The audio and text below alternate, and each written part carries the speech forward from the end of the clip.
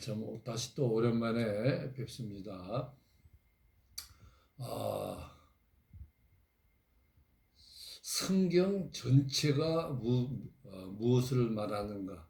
이것을 간단하게 한 문장이나 어떤 그 짧은 표현으로 대표할 수 있는 성경 구절은 어디에도 없습니다.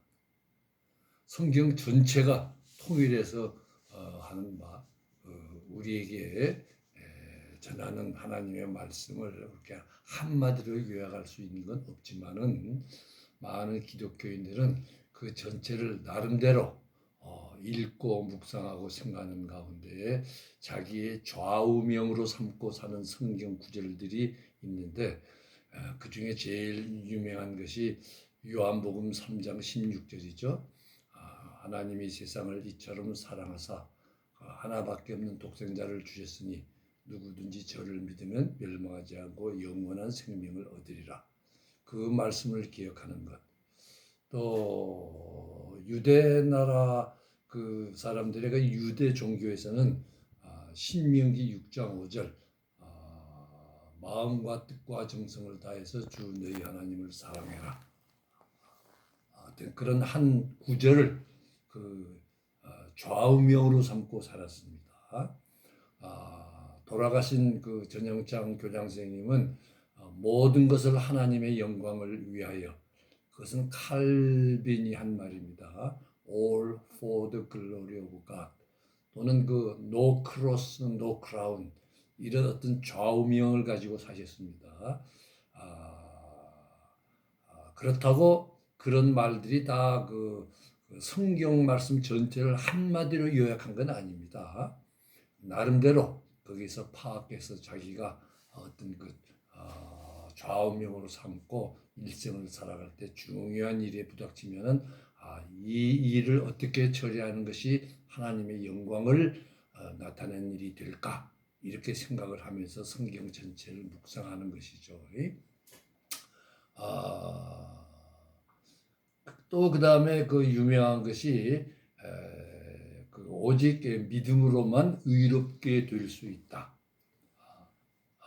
는 성경 구절이 특히 장로교 칼빈의 가르침과 또 루터의 가르침을 받은 그 개신교에서는 가장 아주 좌우명처럼 여겨지는, 마치 수학 공식처럼 모든 우리 신앙생활의 문제를 풀 수 있는 그 열쇠가 되는 것처럼 그렇게 여겨져 왔습니다.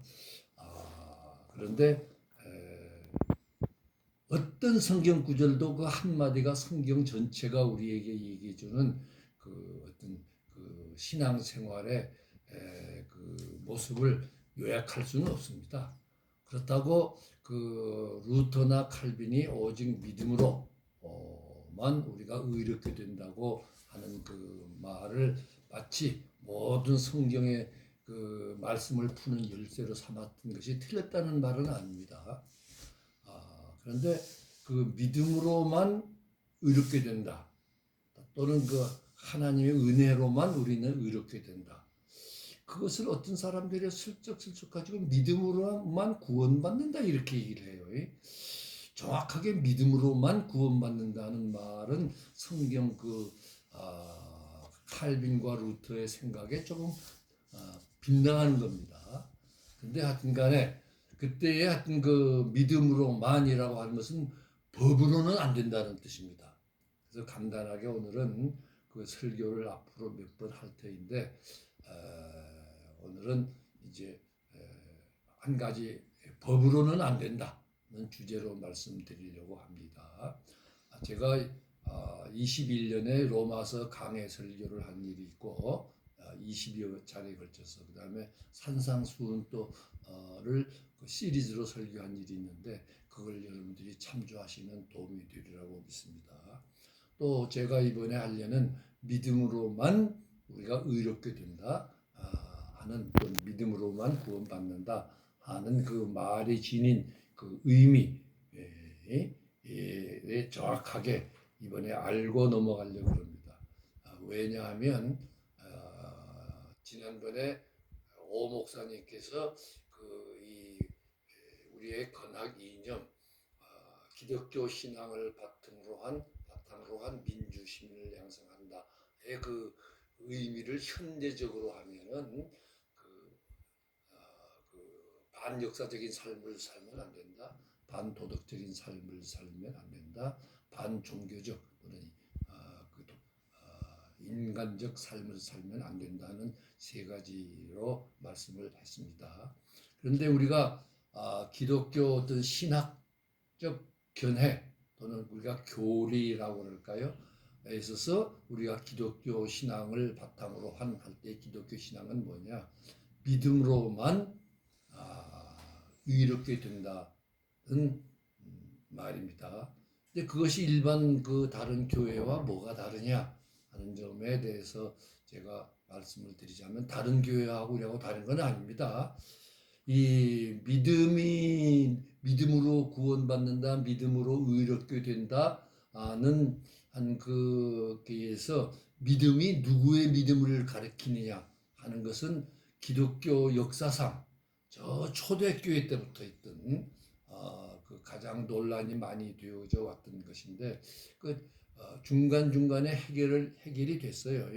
특히 그런데 그 1950년 종교개혁 이후에 특히 개신교에서 그때 그 믿음이 누구의 믿음이냐, 예수님의 믿음이냐, 우리의 믿음이냐 하는 논쟁은 500년에 걸쳐서 400여 년에 걸쳐서 해왔는데 이제 최근에 제가 말하는 최근이라고 하는 것은 2차 대전 이후에 신학계가 다시 한번 신학적 반성을 하면서 그러니까 20세기 후반부에 결론을 신학계에서는 이미 정리가 되었습니다. 그런데 그 공부가 좀 부족한 그 목회를 하면서도 계속 그 신학 공부를 해야 되는데 어느 정도는 그걸 게을리한 그런 목회자들, 캐톨릭에서도 신부들, 우리 개신교회 목사들 가운데서 많은 사람들에게는 그게 정리가 되지 않고 아직도 양분되어 있습니다. 그런데 그래서 그때 믿음이란 믿음으로 구원받는다 할 때는 예수님의 믿음으로 우리가 구원받는다는 말입니다. 예수님의 믿음은 뭐냐? 십자가에서 죽음을 당하기까지 하나님께서 이 땅 위에 보내신 명령, 사명을 완수한다는 것입니다. 그게 예수님의 믿음입니다. 그 예수님의 십자가의 죽음 덕분에 우리가 의롭게 되고 구원을 받는다는 겁니다. 우리의 구원으로 받는다는 말이 아닙니다. 돌아가신 교장 선생님도 그것 때문에 고민을 많이 하셨습니다만은 마지막에 자기가 살아보고 연구한 끝에 우리의 믿음으로는 구원받지 못한다. 우리의 믿음으로는 의롭게 되지 못한다. 오직 하나님의 사랑으로 그 십자가에 달려 돌아가 죽으신 예수님의 믿음으로 우리가 의롭게 되는 것이다라고 하는 것이 그분의 마지막 설교였습니다. 그러면 우리의 믿음이란 뭐냐? 우리의 믿음은 우리의 인류의 죄를 대신해서 내 죄를 대신해서 십자가에서 죽음을 당하기까지 하나님의 그 뜻에 순종하신 그 예수님의 공로로 예수님의 그 업적으로 우리가 의롭게 되고 구원을 받아서 예수 믿는 사람이 됐어요. 그러면은 그 보답으로 영어로는 리스판스라고 합니다. 예수님의 믿음에 대한 그 우리가 반응으로 리스판스로 우리도 예수님처럼 살아야 된다. 우리의 각자의 십자가를 지고 우리도 살아야 된다. 그게 우리의 믿음입니다. 그게 우리가 우리의 믿음이지 그 믿음으로 구원받는 건 아닙니다. 먼저 순서를 맞으면 예수님께서 십자가에 달려 돌아가셨기 때문에 그것이 예수님의 믿음이에요.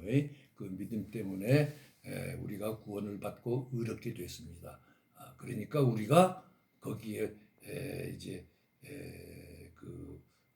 보답으로 감사하는 우리가 삶을 살아야 되는데 그것이 우리의 믿음에 그래서 로마서 1장 17절에 의인은 믿음으로 산다는 말은 그 예수님의 십자가의 믿음에 대한 우리가 보답으로 산다는 뜻입니다.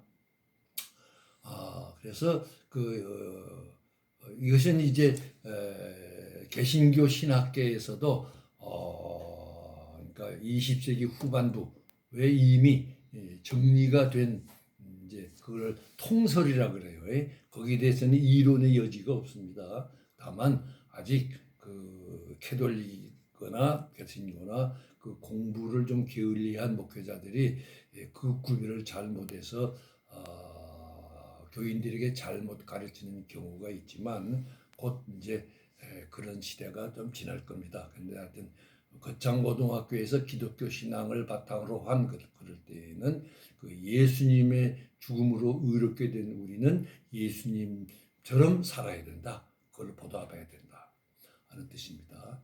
그런데 오늘은 첫 번째로 그때 그 믿음으로만 된다는 말은 법으로는 안 된다는 말입니다.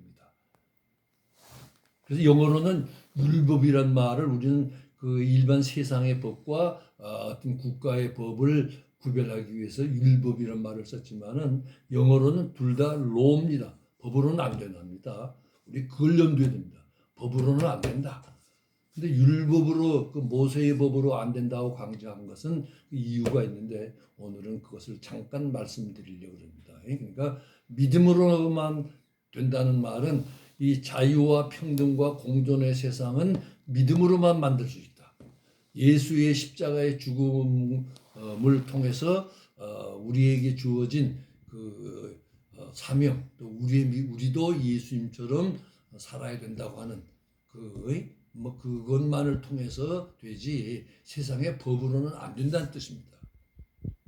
모든 법이 다 나쁘다는 뜻이 아닙니다.